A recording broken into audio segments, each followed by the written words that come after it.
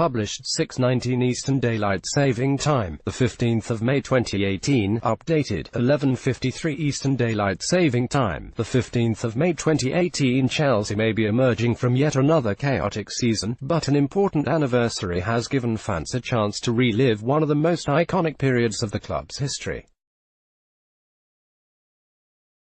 Gianluca Vialli's star-studded side won European Cup Winners' Cup 20 years ago this week, beating Stuttgart 1-0 in the Stockholm final with a superb late Gianfranco Zola winner. Sportsmail spoke to four of the key players from the victorious campaign: Zola, Dennis Wise, Tore-Andre Flo and Graham Lasaux, to get the inside story. Chelsea had finally broken the 26-year trophy duck by beating Middlesbrough in the 1997 FA Cup under Ruud Gullit, qualifying for the following season's Cup Winners' Cup.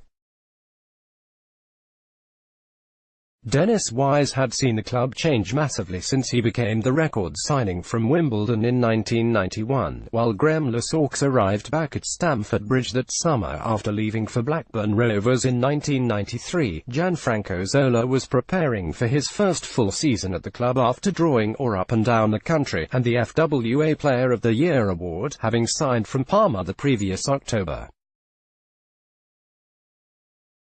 Tore-Andre Flo was a little-known new signing from Norwegian side Brann. He cost just £300,000 but would go on to be one of the club's biggest ever transfer bargains. Dennis Wise holds the European Cup Winners' Cup aloft after his Chelsea side beat Stuttgart in the final in 1998. The 1998 team went down in history, emulating the great Chelsea side of the 1970s by winning the FA Cup. Then this trophy. Dennis Wise: things needed to charge, and they did.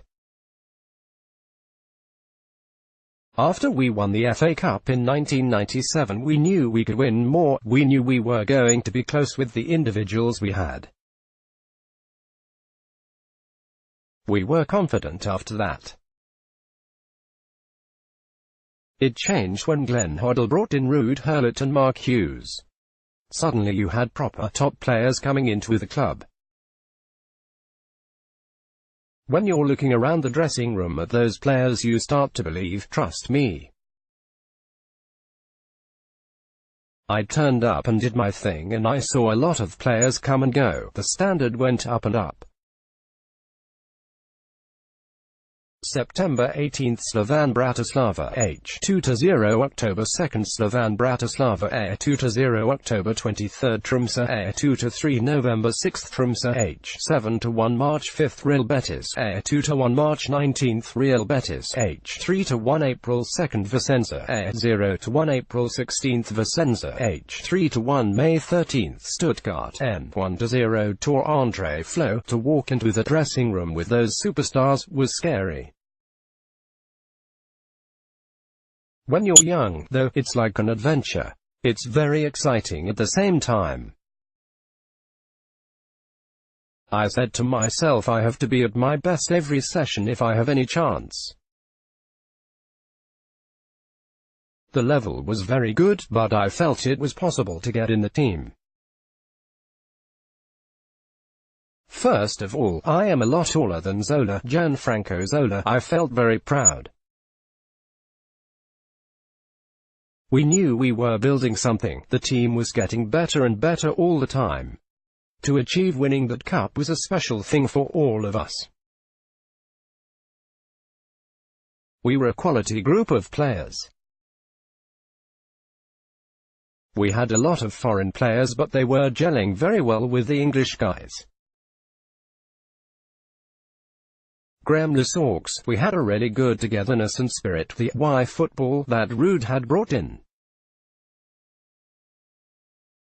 If you speak to supporters now, they still look back on that being a wonderful team to watch. I came back to Chelsea as a different player. The quality of the personnel and the culture of the club had changed completely.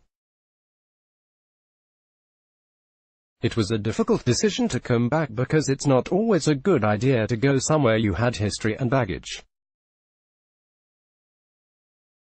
The club paid a British record for me. I was so desperate to show the fans I was better than when I left.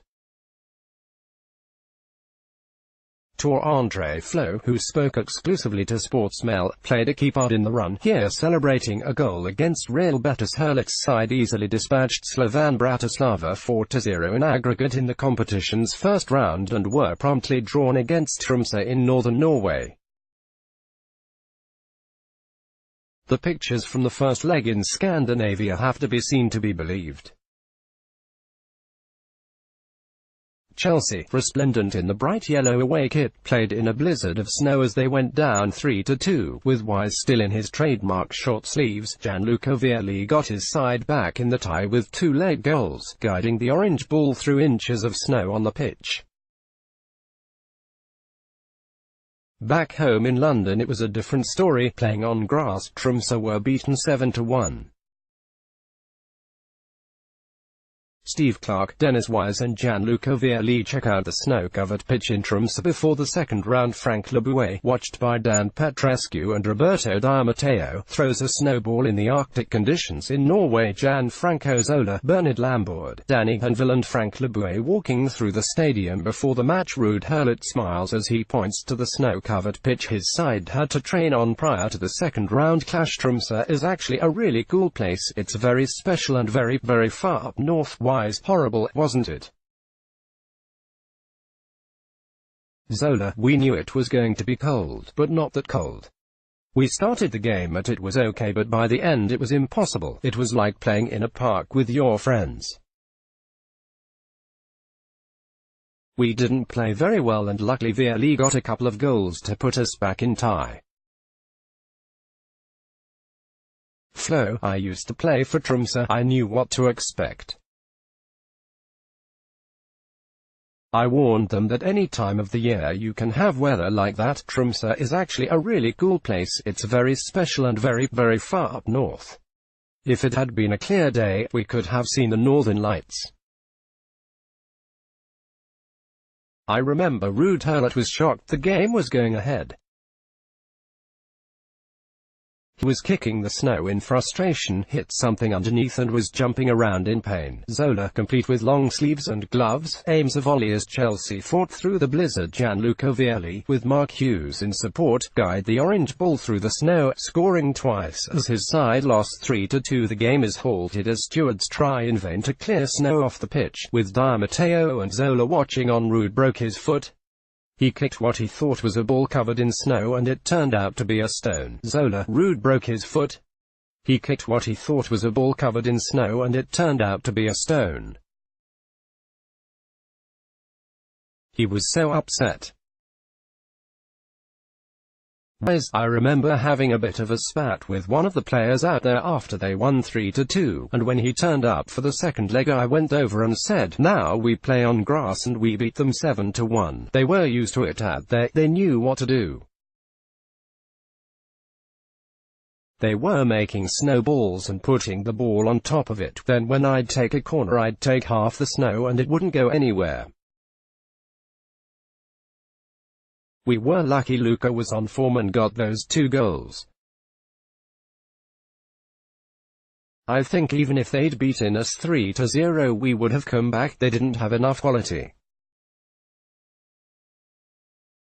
Eddie Newton and Wise remonstrate with the referee with the ball failing to move cleanly along the covered surface. Vialli celebrates his second goal in the 3-2 defeat. The Blues won the home leg 7-1 in much easier conditions. Hurlit Centre, with match officials could not believe the game was not abandoned. Walking through the snow after the match, Gianfranco Zola, Dennis Wise, Graham Lasaux and Tour-Andre Flo are just some of the former Chelsea stars strutting the stuff at Stamford Bridge on Friday, May 18th. The Chelsea Legends 11 are taking on their Inter Milan counterparts in a game in the late Ray Wilkins memory.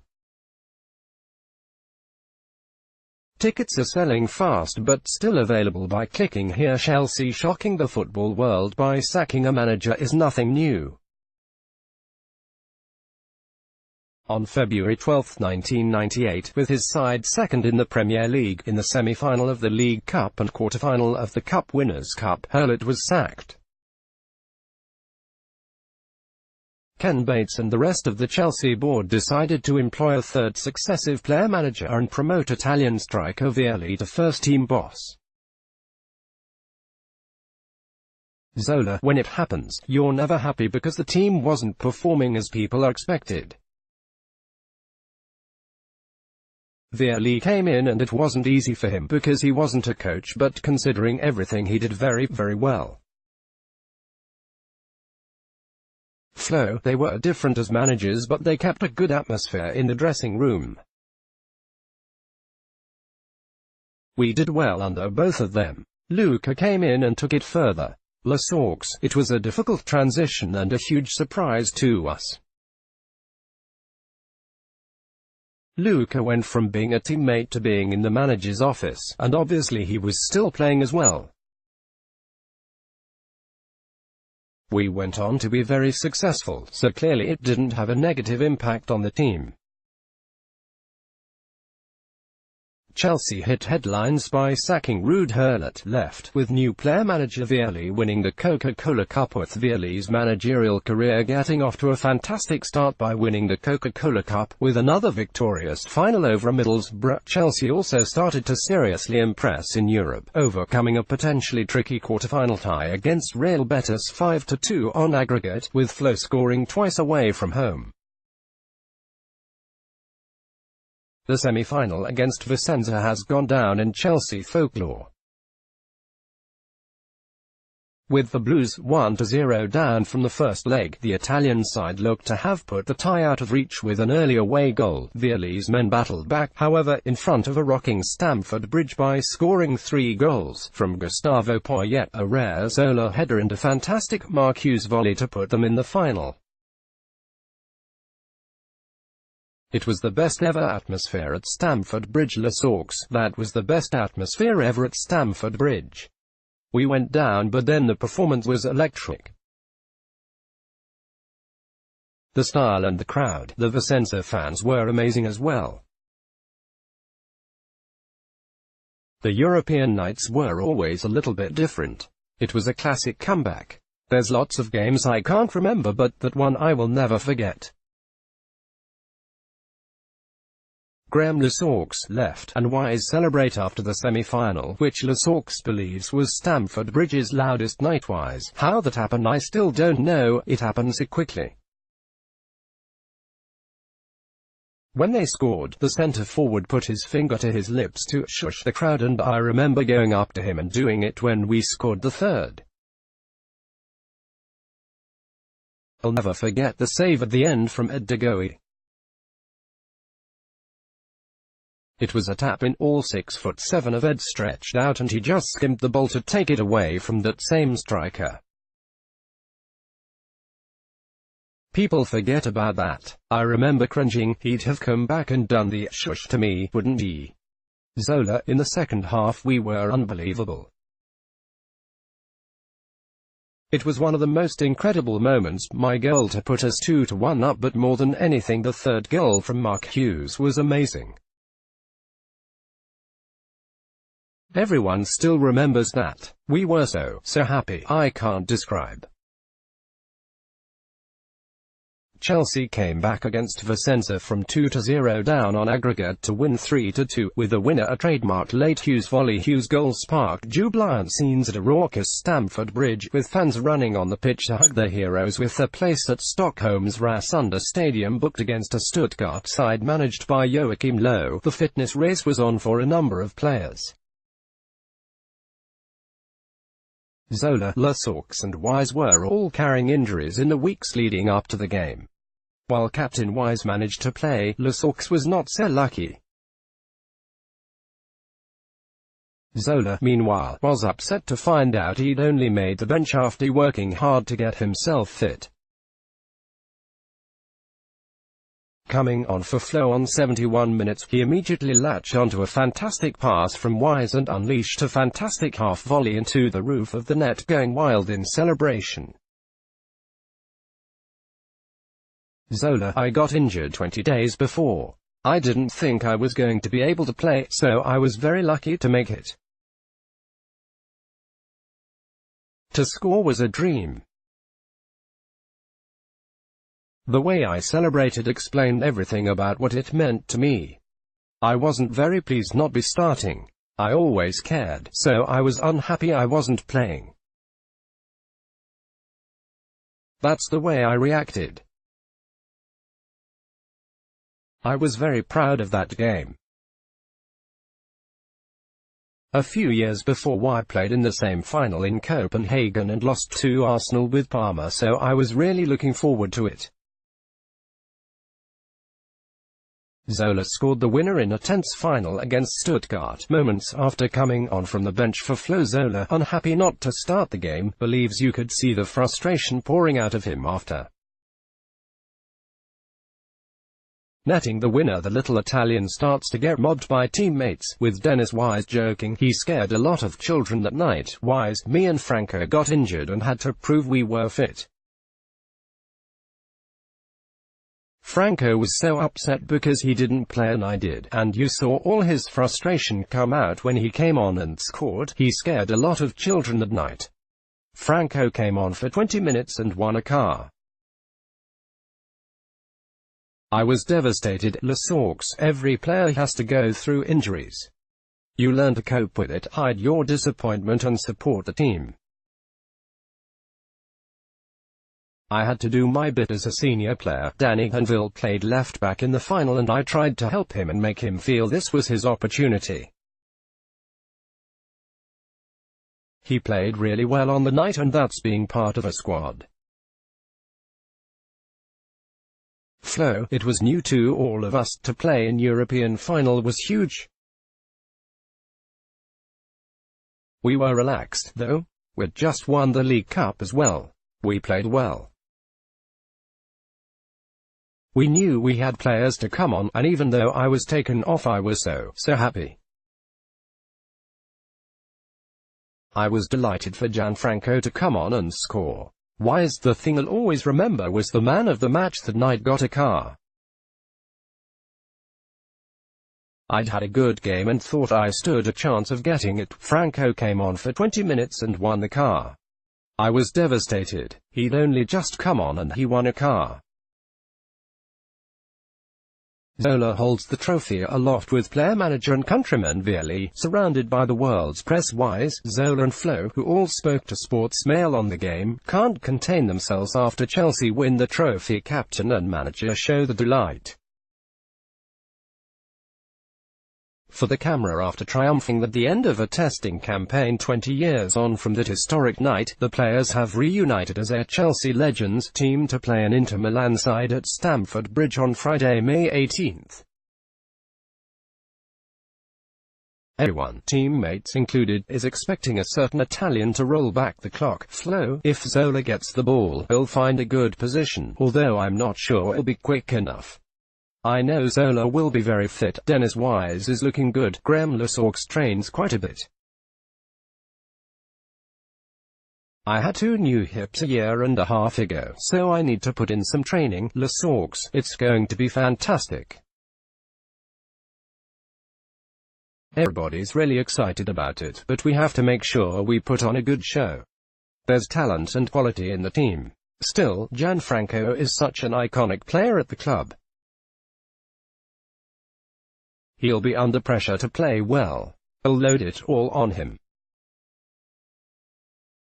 Zola, he hasn't checked my physical condition. I'm doing my best to be fit. Hopefully I can shut Graham Le Sox's mouth. Le Sox, Flo and Vialli are just some of the Chelsea legends reuniting to take on an Inter Milan side on Friday, May 18th. For those of us who spent our formative years in playgrounds pretending to be Gianfranco Zola, this weekend offers the opportunity not only to see Chelsea in another cup final but also many of our first ever heroes.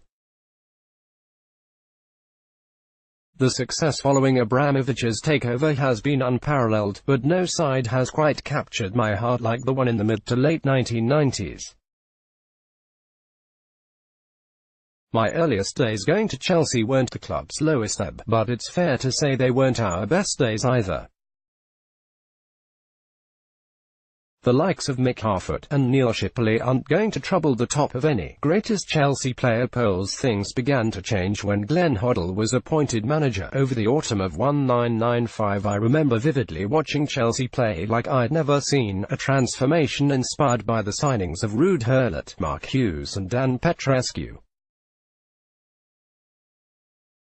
A Chelsea fan holds aloft a Union Jack flag bearing his side's name as he strolls through Stockholm's Old Town before the final. This only snowballed when the former was appointed manager when Hoddle departed for the England job. I stood on my chair in the temporary shed for Hoddle's last game as manager against Blackburn as Stamford Bridge demanded the Dutchman was appointed as his successor and that Ken Bates did something rather more unsavoury with George Graham. It's fair to say he repaid our faith. Hoddle had made us a decent side, Gullit had us playing football. Players you thought you'd only ever see on Football Italia were now playing for Chelsea.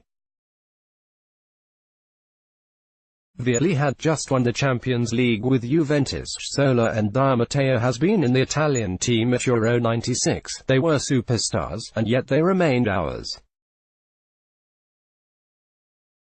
In half-term, when I wasn't practicing Zola free kicks or LaBeouf penalties in the garden, my mum could still take me to Harlington to watch them train and gather autographs as they returned to changed in the porter cabins, without a security guard in sight.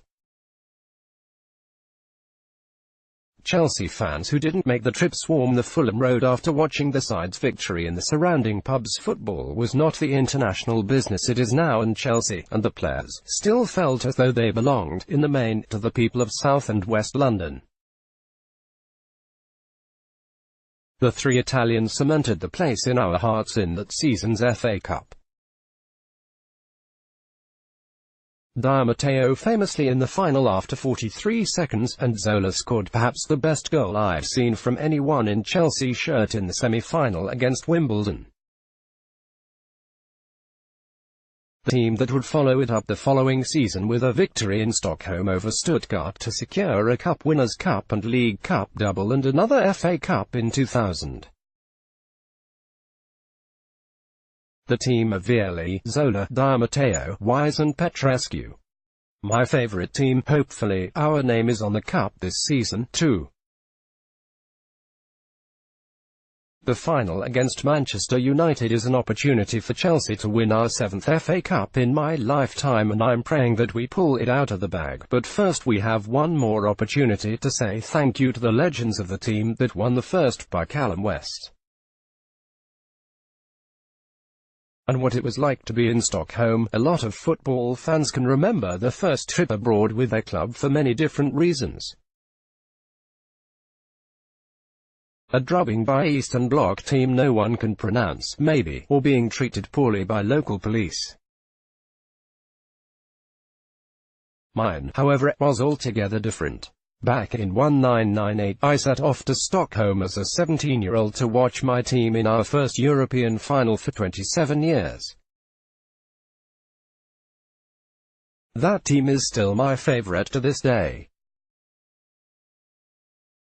It had the perfect balance of foreign stars such as LaBeouf and Petrescu, sprinkled with English players including Wise and homegrown boys like Morris and Dewberry. Some of the 15,000 Chelsea supporters that went to the Stockholm final descend on the Swedish city from the plane. The game itself was easily forgettable, lit up by the finesse of Wise with a pass of the hugest quality and finishing of our genius Zola. My lasting memory from the game is not the match itself but the fact our supporters managed to take over 3 sides of the ground. The celebrations went on and on that night. Every man there recalls the lady at the window greeting us in an extremely friendly manner as we left the ground. The organization was chaotic to say the least, but no one cared the slightest as we sang the night away in the airport lounge. Although we had been proclaiming Chelsea are back in the few years leading up to Stockholm, that night it never felt so true. By Rob Ryan.